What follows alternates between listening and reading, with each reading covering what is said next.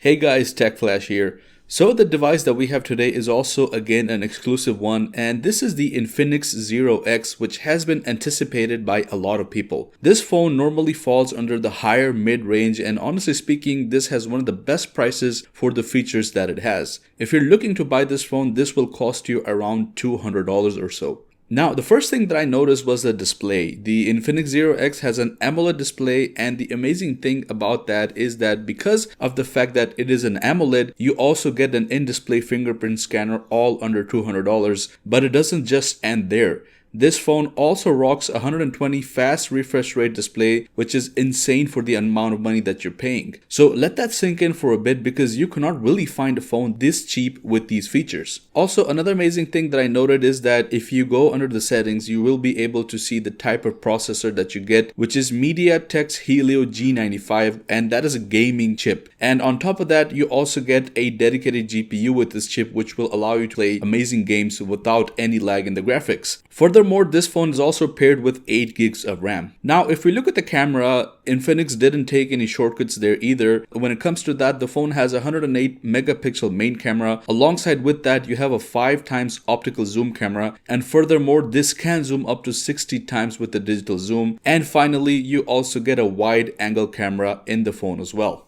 On the video side of things, you're getting both electronic image stabilization along with optical image stabilization for super smooth video footage. And you also get portrait mode on this phone, which is available both on the front and back cameras. Night mode is also available, again, both on the front and the back cameras. And the night mode on this phone is pretty amazing, just like we've seen on previous Infinix phones.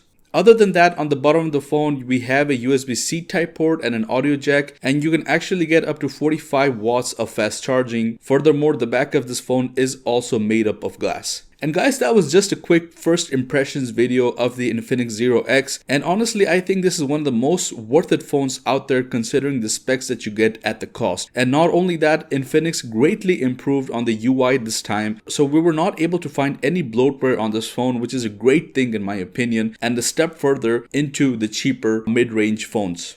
So anyways guys, that is it for the video. Let me know what you think of this phone down in the comments below. Subscribe if you haven't already, because we're trying to reach 5,000 subs by the end of the year. So please help us do that. Thank you once again, and I'll see you guys in the next one. Peace out.